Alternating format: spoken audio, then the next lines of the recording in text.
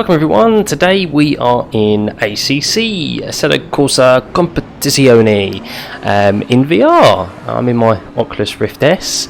Now, with the recent update just being released and increasing popularity of the game itself in the sim racing community, I thought it was time to give you guys my first impressions. I've been playing the game a little bit offline. I'm not brave enough to go online just yet, and this is all the while you get to enjoy a 10-minute race around Silverstone in the big boy, the Bentley Continental GT, just to give you guys a perspective of what I see in VR, what anyone else kind of gets to see too. So I'm going to start with my overall review first. I'm going to do things backwards, and I'm going to say VR in ACC is okay. It's not good, it's not great, but it's neither bad and it's neither terrible.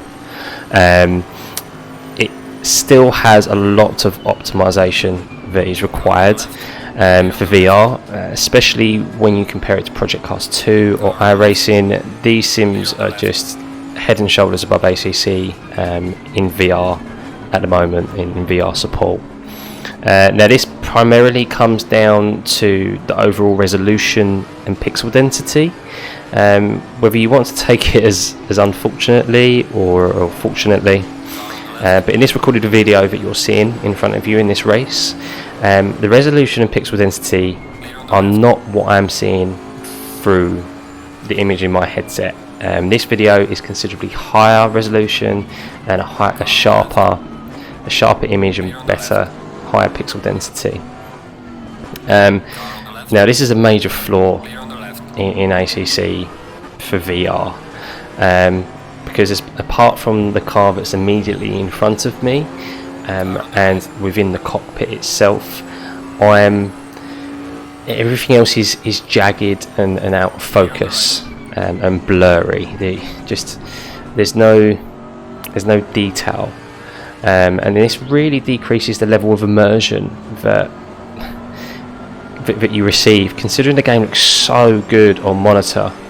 You look at any other ACC video, 1080p, 60 frames a second, it looks amazing. But I don't want to play it on a monitor, I want to play it on my VR headset, because it's, as we all know, extra level of immersion, feels like I'm within that car. But yeah, it's really, it's just so disappointing at the moment that they can't achieve at least somewhere close to the same graphics that they're able to get, or the same level of graphics they're able to achieve on a monitor within VR. I know they're never going to get to that same level, because I think that's the VR technology isn't there yet. I think we all know that, but they can get somewhere close considering how good it is on a monitor. Now there are ways to limit these effects within the settings to get a slightly better image, but there is only so much you can alter until the processing power required is just too much, resulting in a severe FPS drop.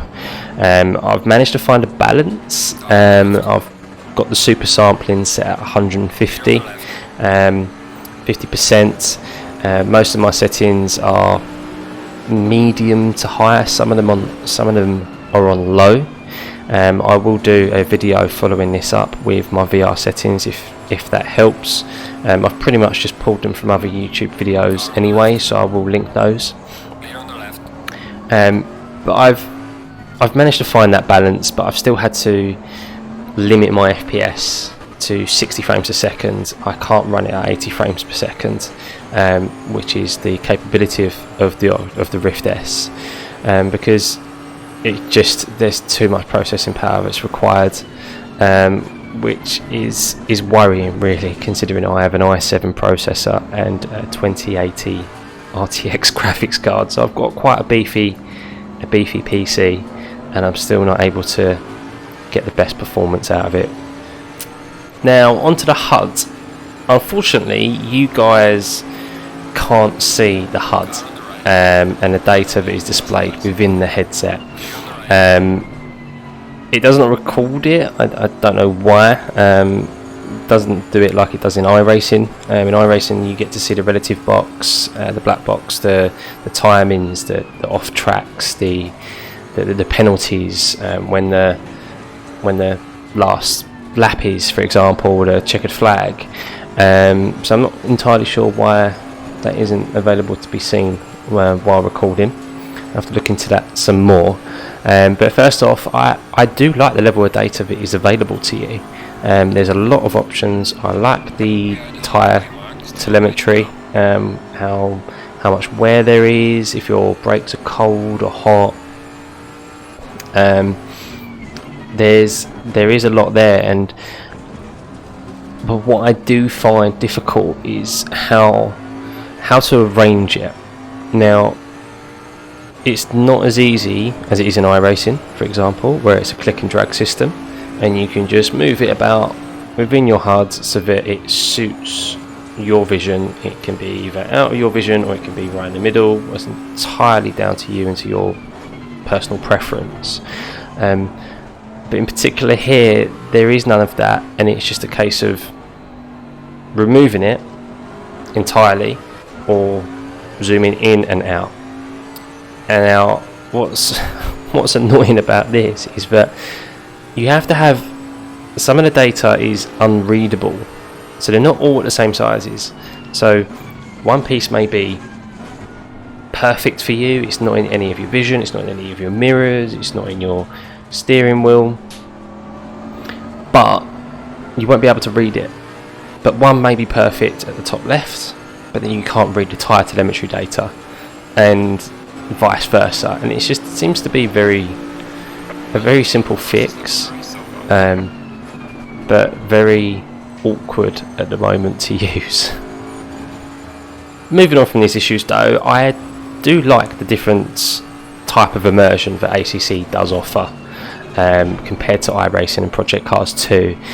There are nice little touches like the animations of the hands shifting up and down, the driver's legs pressing the brake and accelerator pedals, also the netting either side, within inside the car, either side of the driver moves around, and in relation to the movement of the car over the bumps and stuff. It's just, these are nice little touches that go a long way in regards to increasing that level of added immersion.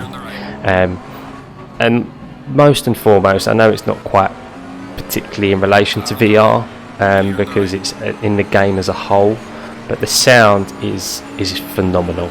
Personally, it's much better than any of the other sims out there that I've personally used. It's so realistic. They really seem to capture the kind of the hollowness of these GT3 cars, because they're so lightweight. There's hardly anything in them apart from the roll cage, the driver, and a few mechanical aspects of the car, and you really get that added put across to you in regards to the sound. And with VR, it is a very high level of immersion. Like I said, unfortunately, those graphical issues you've got at the moment is just holding it back from being one of the top tier VR games or sim racing games.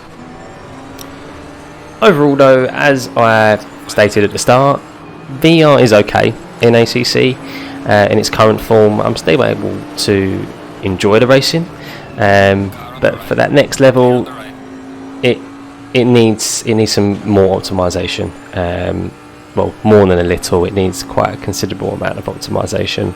But personally, I will be dabbling a lot more in ACC. I will eventually try online racing and get a little bit more competitive in it, as well as try out different cars, what suits me best. And I hope they continue to work and improve on the game, which I'm sure they will. Well guys, I'll leave you to enjoy the rest of the race. Remember, if you enjoyed this video, please hit that like and subscribe button.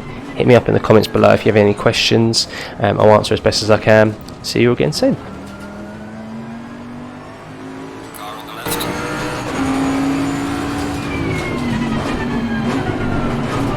Clear on the left.